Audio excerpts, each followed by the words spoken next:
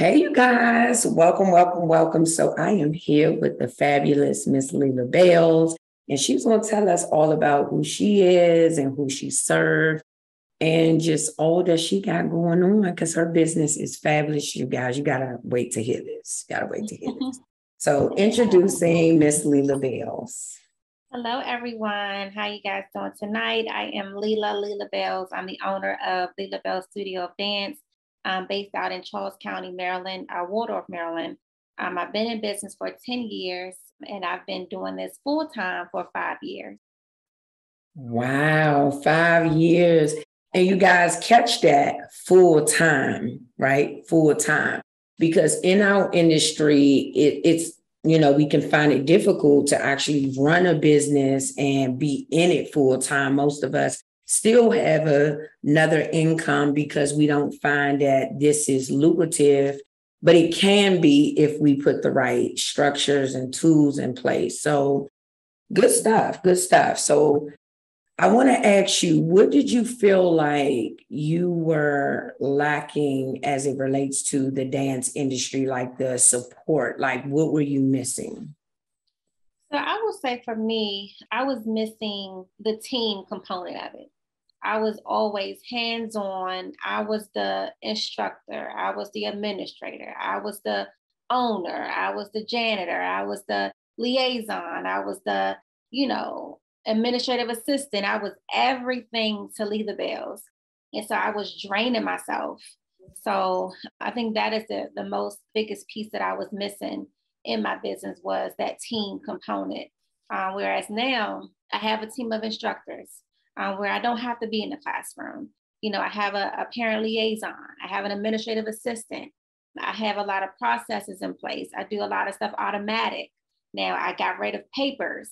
So just, simplifying my life, which equates to simplifying my business life too. So. Oh, wow. That's a big transition and transformation for your business. How do you feel since making that transition like that? How is it working in your personal life? How do you feel like you're showing up now? I'm showing up as 100% as me. I'm showing up with a clear space. I'm clear mind. I'm able to do more.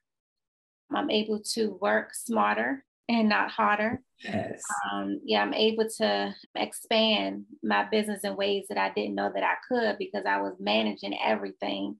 So this has given me a great opportunity to, branch off and to do, provide merch for my students, to do some great marketing stuff with my kids, to travel, go to conferences, go to other dance classes in, in different states. So this has allowed me to be able to do a lot more. Wow. So you guys, so what I'm hearing is when you put these systems in place, outsource the team, you basically get freedom of your time. And I know so many people out there, I know you want to be, I always call it the Amazon in your business because Amazon can pretty much do anything now. Right. But the reason why they can do it is because the systems that they have in place. And so many people are afraid to outsource. So we're going to get right into the outsourcing part and investing. What did that look like for you coming from the solopreneur saying, hey, I cannot do it all. I have to invest so I can get knowledge to do more? It was a relief, but it was also me taking baby steps. Because, when you invest in yourself and when you invest in something good, it's going to cost more. And I think that was my struggle too with, I can do it myself or I've been doing it this way and it's been working. But then, when you outsource it, you're also looking at startup costs. You're looking at admin costs. You're looking at, the fees that are associated with that. But what I realized looking at the end, 10 years in now, I should have been outsourcing since I've started the business. Like it's a true lifesaver. It allows you to do a lot more stuff freely. Freely. And you said a big thing, the baby steps. Because I know starting, we don't always think of all of these other help these resources. And like you said, if it's something good, you know it's going to cost. Right? It's just what it is. And one of the things that I had to step out of the box was going to these conferences.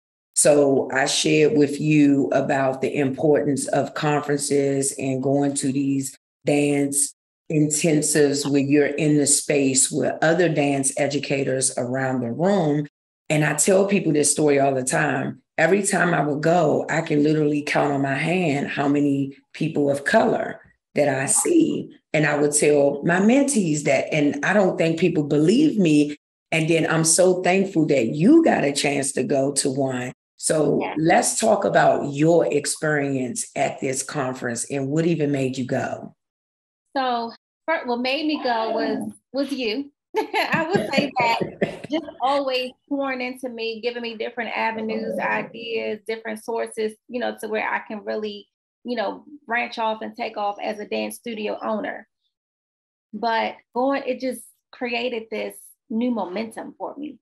It gave me a space of freedom, and it gave me a space. It allowed me to know that I'm not the only person that feels this way, or I'm not the only dance studio owner that's going through this, or it's having struggles with trying to figure this piece out. So it gave me comfort knowing that there's thousands of other women, men just like me, that's struggling in the same areas. But going to this conference allowed me to connect and engage with other people. And we brainstorm. We talk about what can work with you, what may not work. But just hearing the different ways that other people are doing stuff. And what I liked about the conference is that not to hone in on competition or this area is too small, but I was able to see other dance studios in different states and how they operate and how, what worked for them, which may work or may not work for me because I am in a different state. But it just allowed me to see, wow, if she's doing that in Nebraska, I know I can do that in Maryland. So it just gave me that, that fire and that willpower to be able to, create some dynamic things at my studio. That's good. That's good. And like you said, being in a space where you don't feel like you're the only one, because in our industry, everybody feels like it's competition. So sometimes when you want to just vent about a concern, you like, who do I talk to? I don't trust them. I don't trust this person. I don't know if you just try and take my information and use it. But I never felt like that when I would go into these conferences. Nope.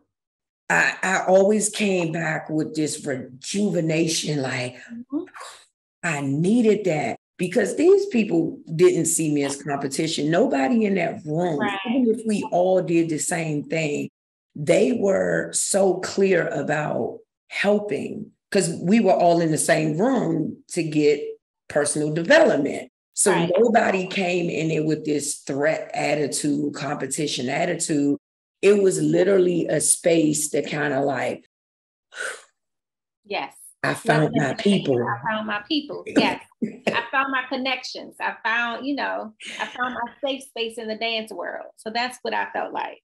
Yes. So when you were there, did you connect with a few people that you're like, I need them in my bag? This was the book that they gave us, and it's filled with everything. I have so many notes in here of everything. Oh my God. People's telephone numbers. I got business cards.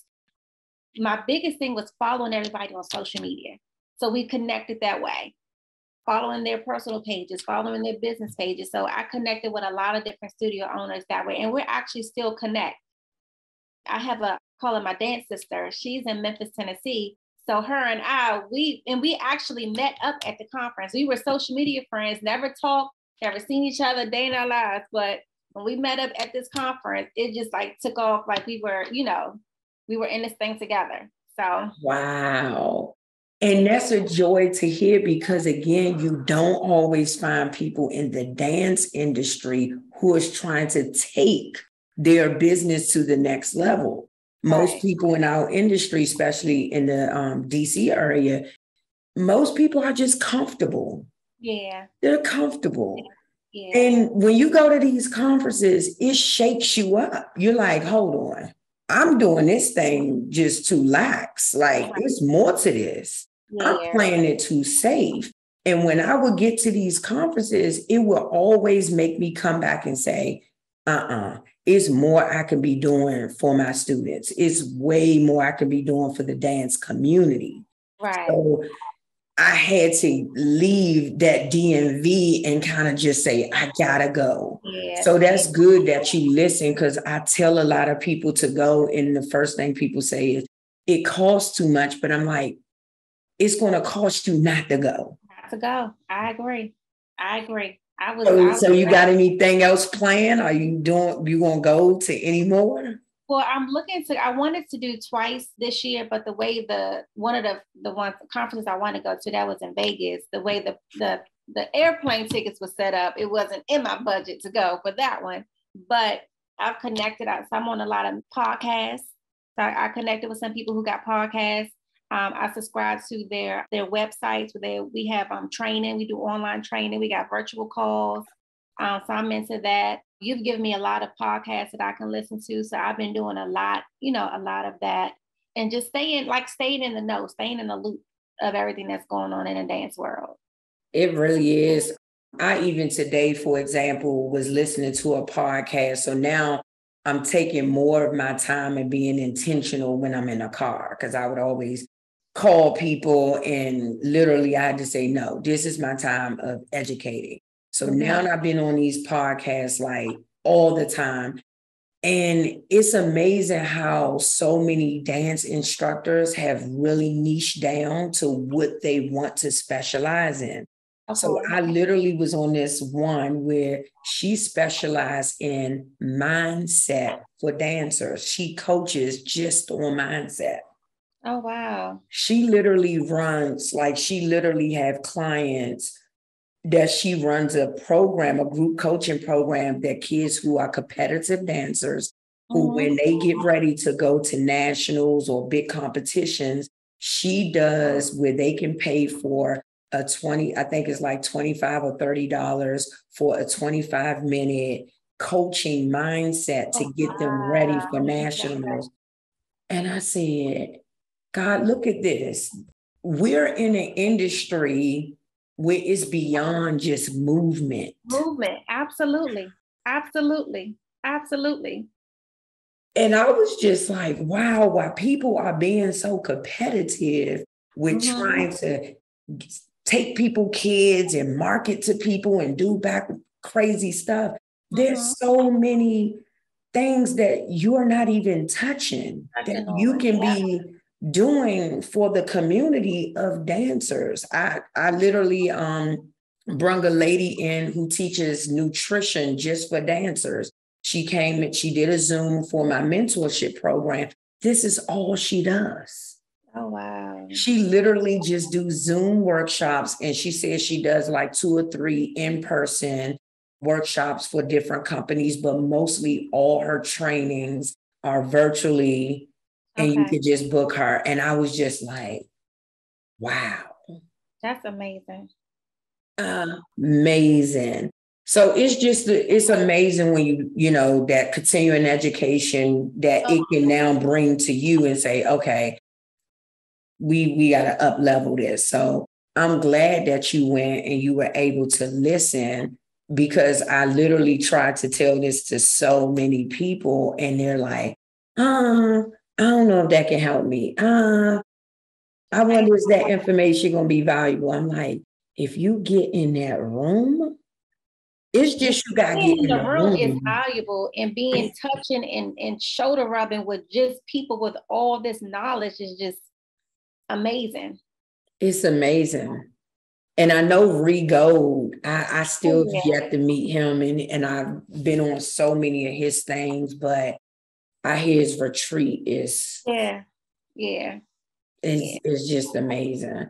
So that's good. You know, you was able to go and get that information. So now that you got that information, what have you implemented, if you can say, because I know it's a new season, So what have you implemented that you can share with the people that you got from the conference?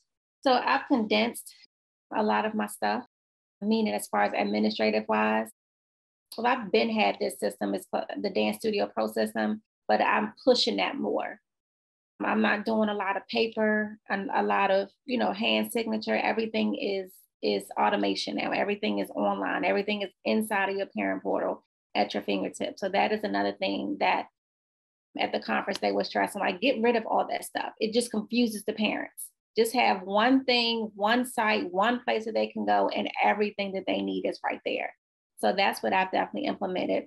Another thing that I started doing more, my mission is creating fun for the art of dance. And when I went to the conference, that was their main thing, was creativity, because a lot of the dance studios have gotten away from bringing fun and being creative.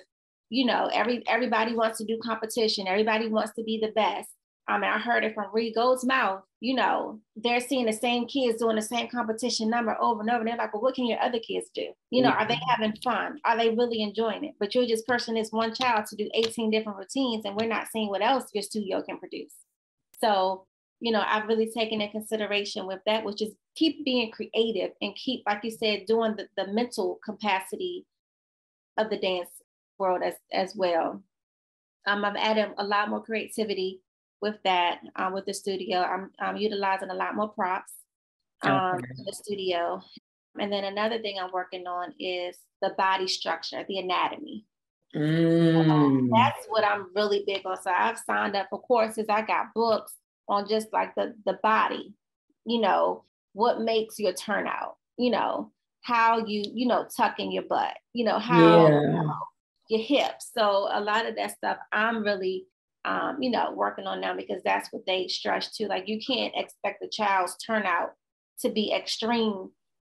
They may have something in their foot that's just not going to allow their turnout, or their hips, so I'm just learning really, really the basics of the body, of the anatomy. So that's what's up. And a good resource to that, you can go find them on Instagram, Doctors for Dancers. I think I follow them. Okay, so with them, you probably can even set up like a Zoom session where they can kind of talk to even your parents. Because one of the things I didn't know is insurances pay for sports and medicine for physical therapy when dancers train so many hours, just like football players, basketball players, they can do PT once a month, every 2 weeks. But we didn't really know that, because I didn't know that until my daughter had got injured. And when I took her to children's, and when she asked her how many hours of dance, when she said, oh, she's not in PT. And I was like, no, she didn't get, this is the first time I'm getting hurt. She was like, no, if she's training that many hours, she should already be in PT on a regular. Oh, wow. So I didn't realize this. And when we made the appointment to physical therapy, the lady said, oh, yeah, we get kids in here to dance like 5 hours a week. It's anything that's putting a lot of stress on the body. Okay. He's like, they come in here once a month. Somehow people come in here twice a month, and insurances pay for it. They just pay their copayment. So I've been telling more people about that. Okay. And going through Doctors for Dancers if it's something that's out of our realm, because I tell people I don't do everything, and I'm okay with telling you that ain't my lane. So, a lot of kids are coming now hypermobile in their, knees and legs and all that. I don't know much about it. So I'm going to refer you to, there's a lot of specialists out there now. So that's good you're studying the anatomy, because there's not a lot of studios. So that's another niche down that you have realized, like, Yeah, so that's what I'm definitely studying. And I wanted to get my bar certification. Oh, so yeah. That's another thing that I'm looking to do, is doing the bar certification. So yep, that one would be really good. And then since you do a lot of props, you may want to consider progressive ballet is with the ball. Oh, yeah. With the ballet, yeah. So that's always a good one. During the pandemic, I had set up for that, but I had something came up. I'm not sure what it was, but I had to reschedule. But yeah, that's a good one. So yeah, that's pretty good. So lastly, and then I will let you go. So after now you have done all of this because you have made a journey through yours. So I remember when I first got introduced to you, you were doing the princess parties. You were the known person in the DC area that was doing the heels classes. yeah. Like you, for some reason, I think why we so connected and we was drawn because we were always creative and never copycats. Yeah.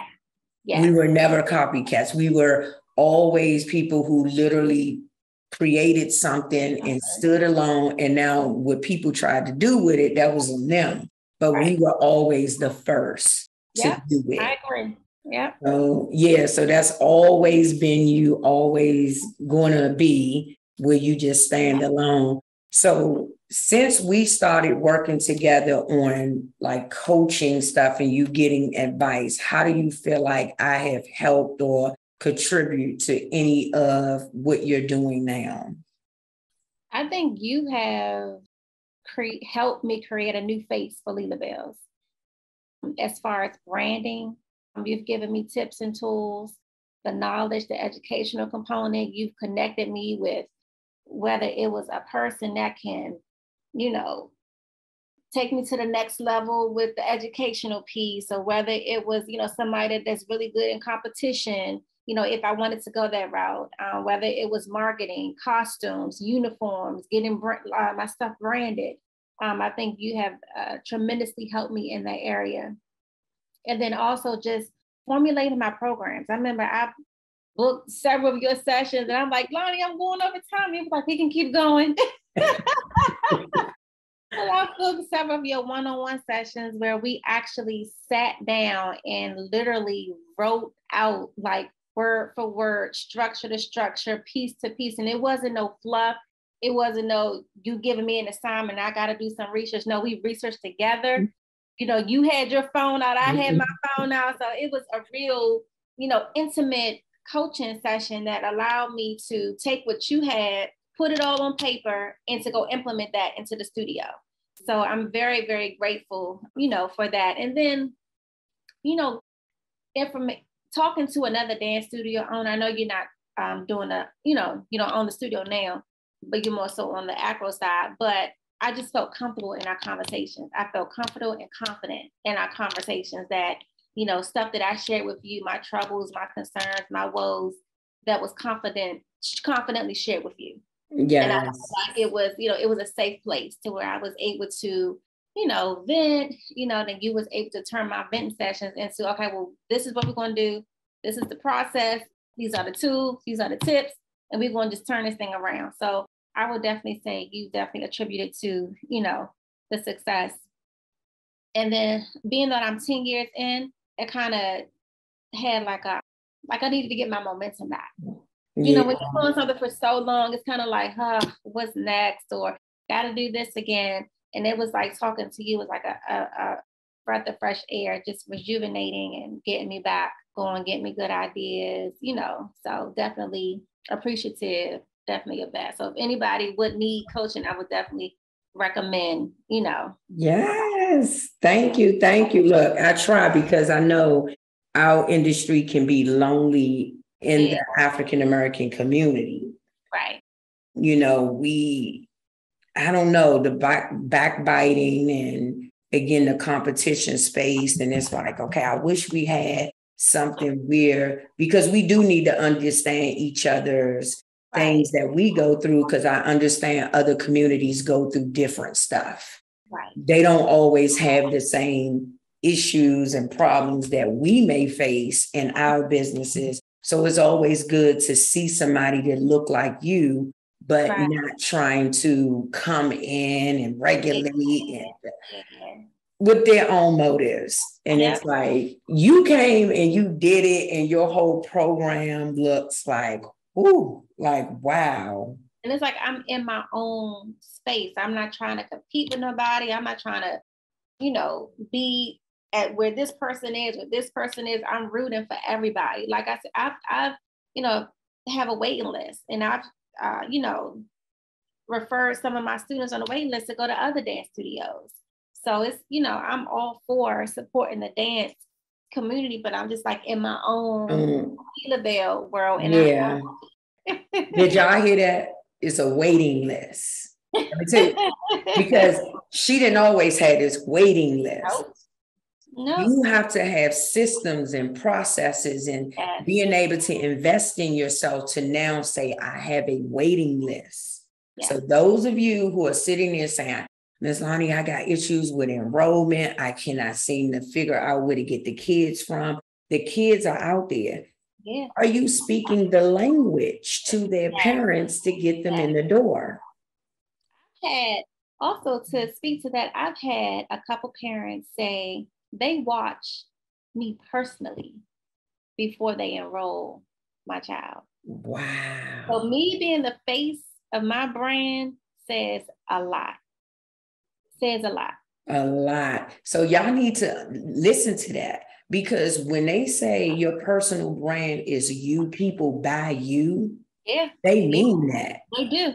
They do. They don't care about your colors and all. We care about this stuff. We care about logo. They don't care nothing about that. They care about, how can my child connect with this individual? It's what they're looking for. That's why I tell people it's so important to know your values that you bring to this space. Because if you're unclear about the values, why should anybody else value you? Right. Yeah. And you can't be looking at what somebody else copying and pasting stuff on other people's site and making it your own. There's no values. It's not. Nope. There's no. Please don't copy people. If you are in your early stages and you are trying to get something off the ground, you cannot copy people. You have to be authentic within yourself. Trust me, there are some people that will be connected to you, but they're not going to connect to you if you are copying people. Yep. You're not going to get the same turnout. Nope. Not at all. Not at all. So please don't do it, you guys. People will tell when you're authentic, and people tell when your service is from the heart. People can tell. People can tell because you talk about it, right? Yeah. That's what I tell people about their social media. So I have a new client, and one of the things she was saying was marketing. How do I get students? But when I go through her page, I'm like, you're not on here enough. Yeah. If I'm a parent and you're asking me to enroll my child, you're not on here enough. It's almost like a regular brick and mortar. If I keep walking past the place and it's always closed, there's no reason for me to knock on the door. Right. Your lights are out. Right. So you being on social media, your lights have to be on. And if you aren't the person who do it, that's when that resource, that outsourcing comes in, where you have to pay somebody to do it. Right. And there are programs. So those of you who are looking for outsourcing services, there are a few. You have Upwork, you have Fiverr. There's people that are affordable that you're going to have to trust to run some of your stuff so it can be better, so you can get the enrollment. So yeah, this has been good. This has been good.